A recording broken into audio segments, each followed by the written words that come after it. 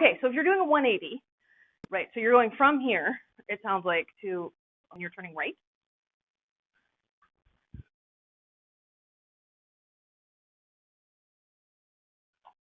You're going here, to here, to here, to here, to here. Maybe we should just drill the swivel part of it. So if I were going to do it as a swivel, just to make sure we're on the same page, you would be overhand here, and then when you're in this position, you're turning up to the top, and then you would be an underhand here. And then when you're in the bottom position here, you would turn back to there. If you were to swivel, it would be bottom side, and then as you come from here, I do think that's an awkward turn personally, but it's also my left hand, and it's also my weak turning direction, so it makes sense that I would feel that way. As soon as you get there, though, I would take the step to get to here, because that will set you up for the next part of the turn. Left foot forward. You're in overhand with the left hand. It's going to go bottom, then a front. Then as you turn up to midnight and you rotate to your right, you're going to come around the turn, and as you do, step forward and come to your front position again. Yes. Then you're going to pivot again, come down to the bottom, and step again. Right? So that was once around.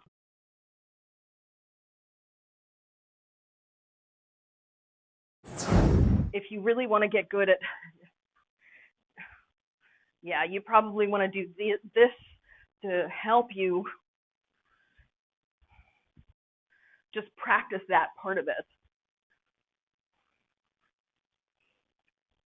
Whereas my prescription for me would be doing the other one.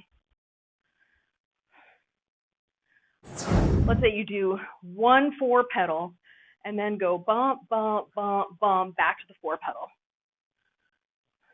So we do 1-4 pedal on the side, on the left side, and then we're going to turn, then 1, 2, 3, 4, and back to the 4 pedal. And then turn 1, 2, 3, 4, back to the 4 pedal. Start here, the other way, in underhand, okay? And we'll do the same exercise where you go 1, 2, 3, 4. Well, I guess, well, I would have to start at the top for that to really work properly. So top, front, bottom, back, top, and now turn. It looks almost like your body is turned more closed off than open. And the more you open your back hip and turn out your back foot, the more you're already around the turn. Now, the problem, of course, with that is the more you open your hip to the right, the harder it is for your left hand to reach the back pedal. You have to twist, but also what I find useful is if you lift your left foot when you're in the back position, while you're twisting, you can get the hip back farther to get the hand back farther. The primary mentality I would adopt is always be open to your right, which you can't be, but if you keep that in mind, you'll be more open probably than you currently are. Okay, the next step then is, as you come to here and you're coming down, as you come down, yes, you grab your poi. And so if you imagine the paddle step, right now how you're executing it is like this. So just watch me for a second. Don't even try it. You're stepping forward, and your center moves forward. You rotate, and you step forward, so your center moves forward. Versus, do you see how mostly under your right foot, and what I would say is 80% of your weight is on your right foot almost all the time. And you want to think of it less as a step, even though you are probably putting your whole foot down. You want to think of it more like you're pushing off to turn yourself around. But it's a push off rather than a step forward. Because if you step forward, then you have to step back. And then you're constantly... Okay, so we were here, then you're here. Now I want you to do the turn and up, and then step, and then turn and down, and step, and turn and up, and step, turn and down, step. The thing also to remember is if you're going to start out here like this and go around, just remember when you get here, keep going in your flower.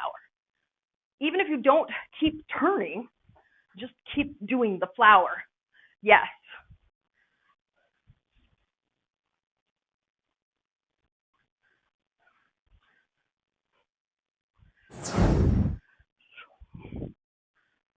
Yeah. This to this to this to this.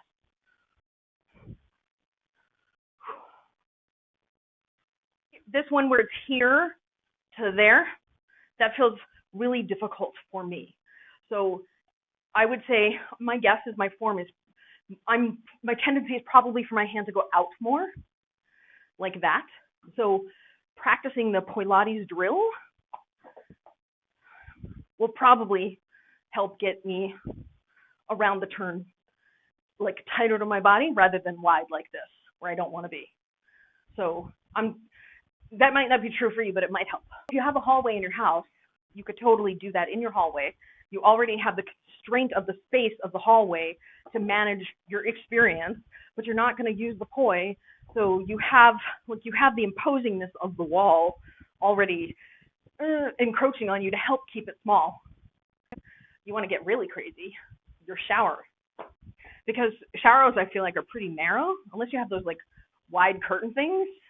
Like a regular tub is not that wide, right?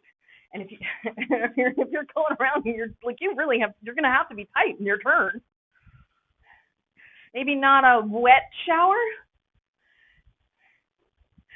Well, yeah, I mean, you might have a silicone mat on the bottom. I don't know. I'm just, I'm safety firsting here,